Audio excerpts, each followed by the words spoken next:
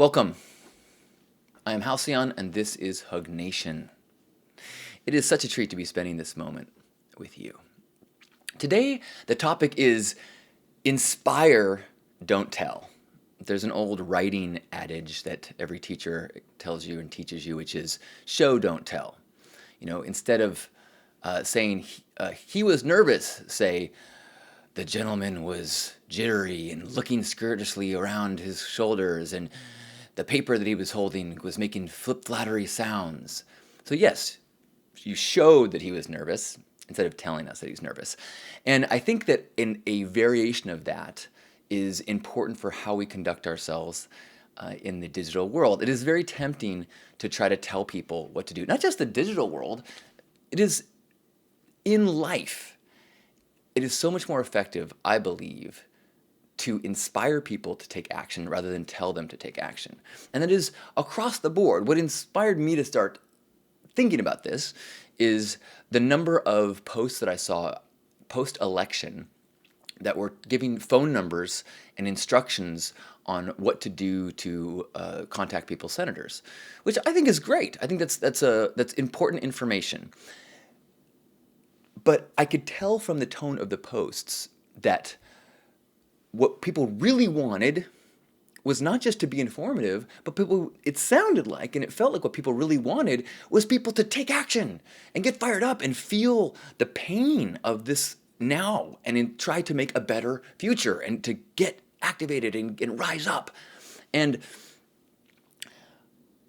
personally, and I tried to share this from a place of like, look, unsolicited advice, I think that your efforts would be more effective if rather than saying, call these numbers, instead say, I just called this number and this is what happened. I waited online. I waited on hold for this much time, and then I talked to a live person, or then I got put through a phone bank, and I made these selections, and I feel really good about how I was able to play a part, even however small it was. And here's the number if you want to do it yourself. Because now I've seen somebody take these actions. And if you're a friend of mine, you're someone that to some degree I trust you. So seeing you take these actions, seeing you make these steps allows me to judge or evaluate or trust that path and make the choice and go, I want to do that too. And then I get to go to that place. And in doing so, I'm empowered. I've now made the choice. I've made the steps. I am now champion of this mission instead of being a private, a pawn, doing what I'm told, which doesn't feel as exciting. And it's across the board. If you tell someone to stop eating meat, how often does that work? But if you lead a plant-powered lifestyle and you're vibrant and happy and healthy, your friends that are having gut problems and are lethargic are going to be like, so you never eat meat, huh? You don't need protein? And you'd be like, yeah. And that lets people be inspired by your path. Telling people you should compost versus sharing that, man, by composting, not only do I feel good that I'm not putting so much excess trash into the garbage and into the, what do you call them, landfills. I've now learned so much about soil, and I've learned about worms, and I've now actually can see what used to be my waste that I felt a little bit of guilt about. Now I can see it playing a role in growth and adding energy back into the system. Now that lets me go, I want a little bit of that. I want to feel a little bit of that. And there are some people, and you might be one of them, that does want to be told what to do, that does want someone in authority to be like, this path, don't even think about it, just do this. And you go, okay. The minute someone says, you should do this, I go, no. They go like, hey, you should take your hand off that fire that's burning you. I'm like, don't tell me what to do. And it's a hard instinct. And I recognize that as I'm talking in this moment, I'm telling you what to do. Yes.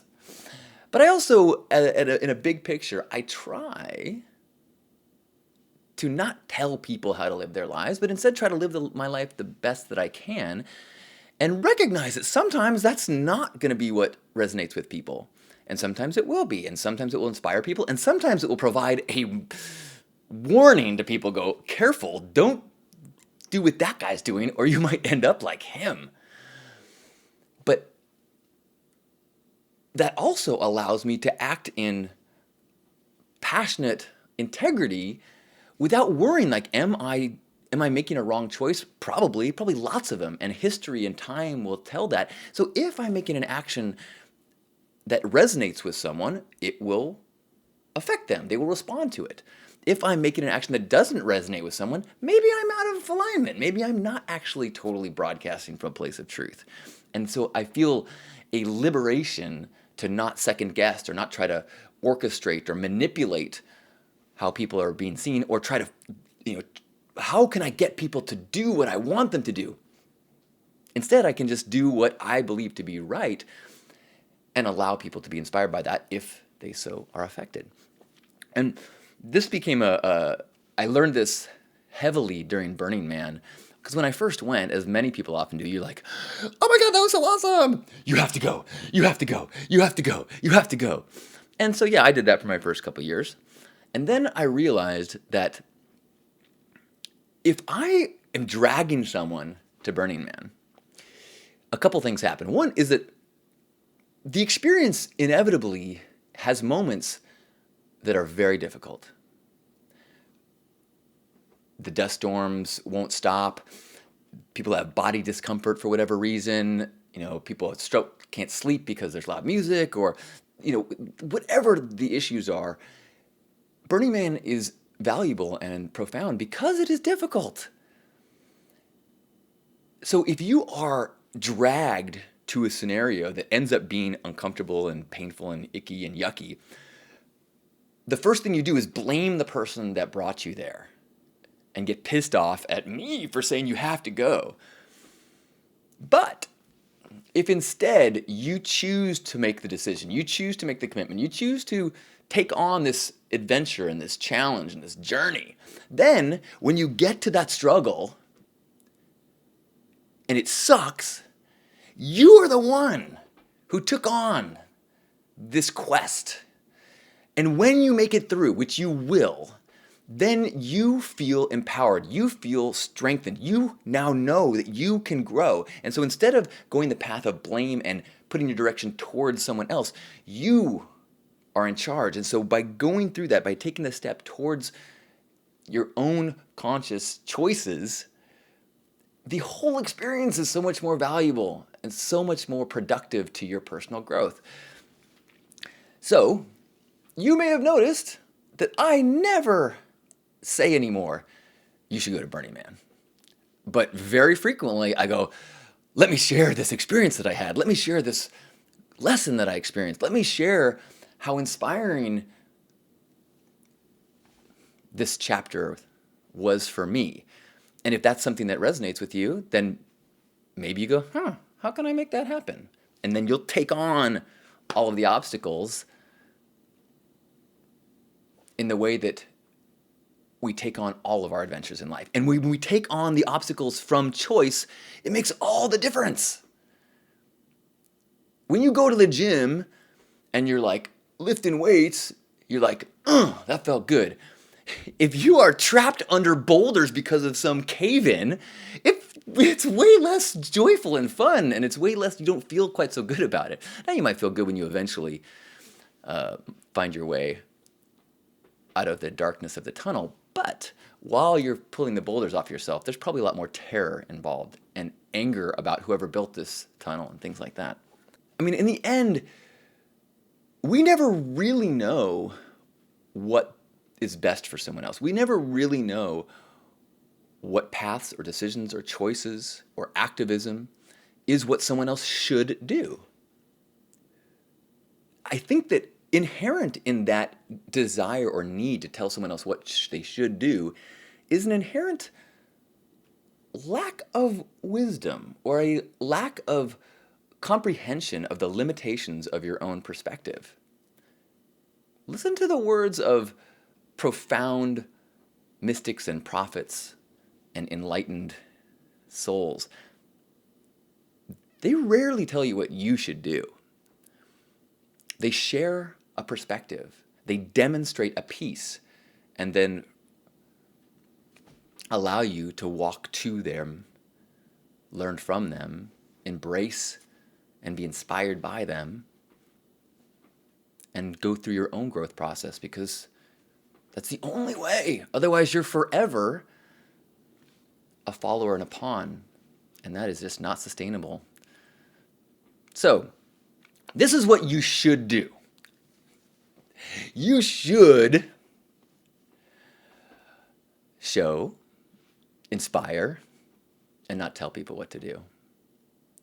Put yourself in the hero's position. Lead the life that is inspiring others, and blaze the trail that allows people to follow in your footsteps, and in doing so, become their own heroes. And that doesn't mean in massive heroic things. Making a phone call could be the path of a hero. So thank you for all the steps that you're doing in your heroic path. If this inspires you to make a change to your path and your actions and your journey, fantastic! And if it doesn't, well then, please. I applaud your willingness and self-confidence and passion to do it, whatever it is that you feel right. Thank you. I love you. You're watching the archive, so thank you for releasing this energy into your world and the world, and hopefully by receiving it, amplifying it, and creating ripples of positivity and love.